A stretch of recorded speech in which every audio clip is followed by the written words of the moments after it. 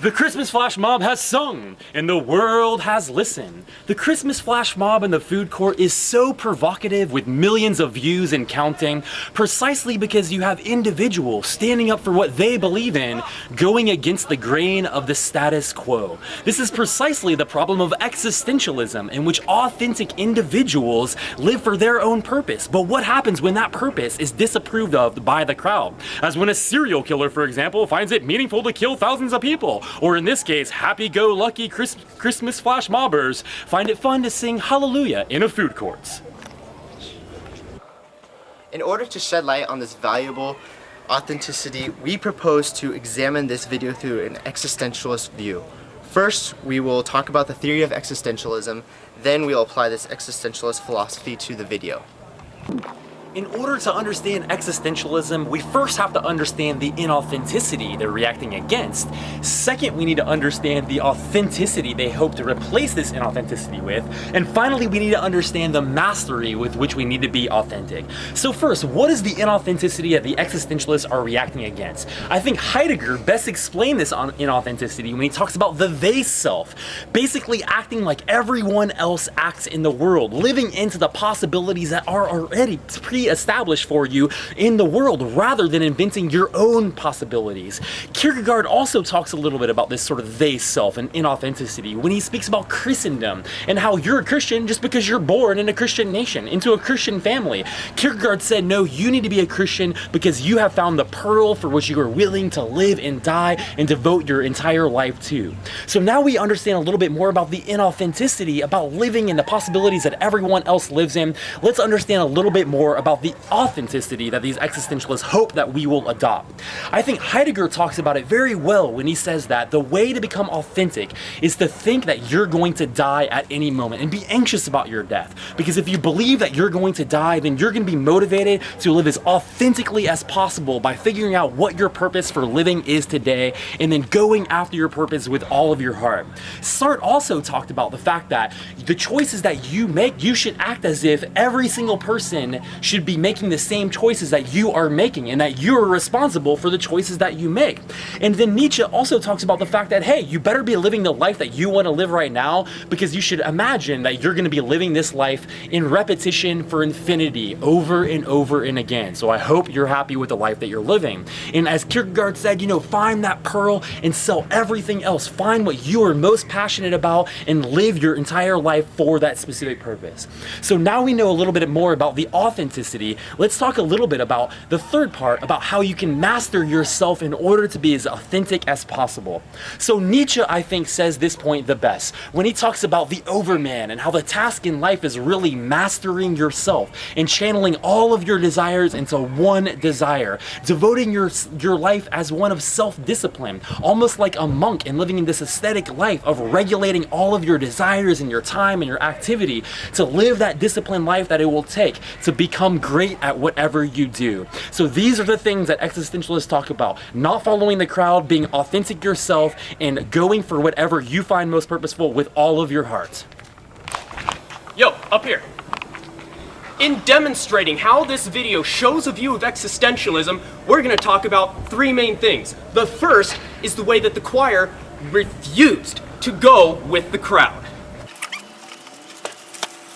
The first way we see this is through the fact that, generally speaking, a choir is expected to sing in a church. However, this choir made a distinct effort to sing in a food court.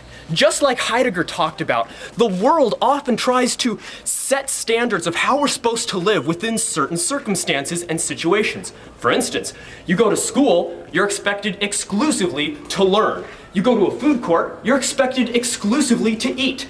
This choir defied those society standards and decided that they were going to sing to the glory of God in a food court. That's the first way they demonstrate their existentialist views.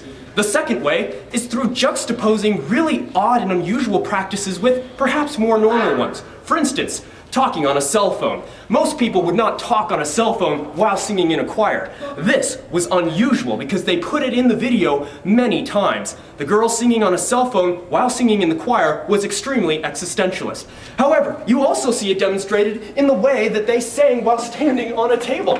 You don't stand on a table while singing in a choir. Again, very unusual, very unique, and very existentialist. So now that we've seen how the Christmas flash mob lived out existential ideas by not following the crowd, let's look at how they also did this by living authentically as individuals. Now, though the choir was unified in purpose, the way they performed drew attention to the individuals involved. So the ways they did this, first, how they did this, was by how they started with a single person standing up. Now, this drew attention to the individual, one person, one woman standing up and singing out the first line by herself. Second, they did this by the way that the camera was panning from groups of individuals to different groups of individuals, even singling on certain people. It did not simply stand back and look at the group as a whole, but instead it focused on individuals. Thirdly, the diversity of the people involved in the choir. There's people of different ethnicities of different ages involved in this choir. Now fourth, the variety of clothing. They didn't have, as many choirs have, certain uniform that they were wearing or something to identify them as a group together. Instead, each individual was dressed different. There was people with scarves, hats. There's even one man dressed up as a janitor. All right, moving on. So, fifth, different places throughout the food court. Instead of all standing up together, as choirs usually do, instead, one woman stood up, starting on one end of the food court. Another man stood up at another end, and then it spread throughout the food court, standing up within the food court. So therefore, they were not standing up unified, they were standing up as individuals. All right, sixth, the confidence. As the first girl started off, she stood up and sang confidently, belting out the words of the song with no shame. All right, seventh, finally, they were dressed as common people, showing how everyone has the ability to be extraordinary.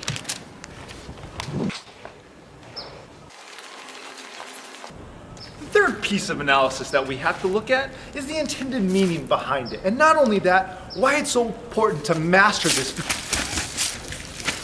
particular event and this particular purpose. Why is it so important that we have to master? Why this Christmas mob decided to master a certain thing?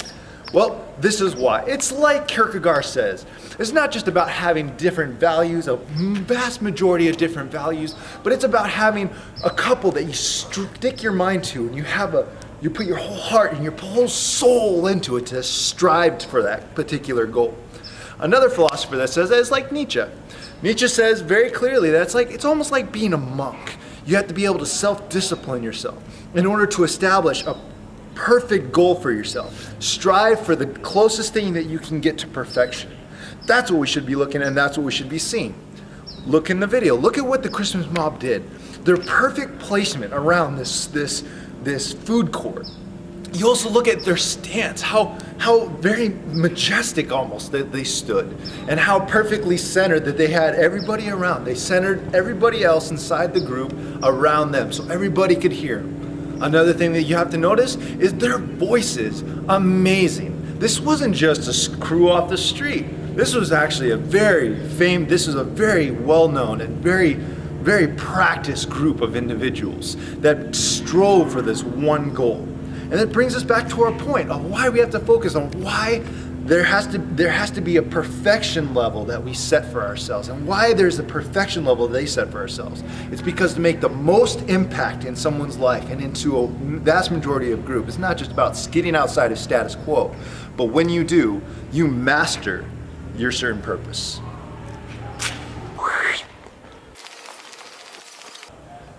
In the end, anytime people stand up for what they believe, there will always be people who oppose of this.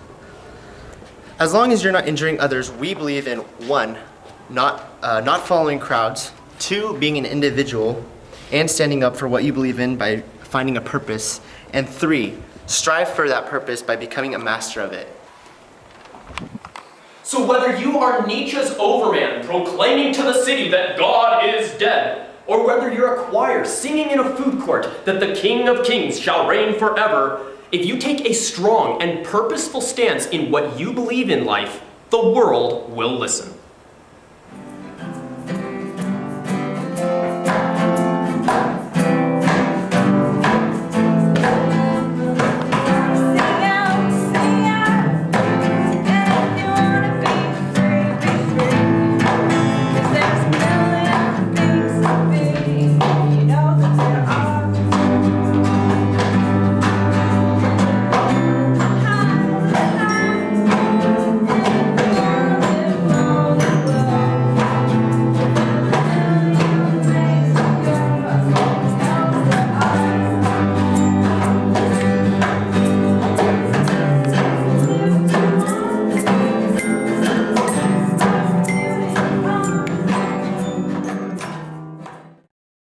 Yeah, you got to get this one. Cultural norms.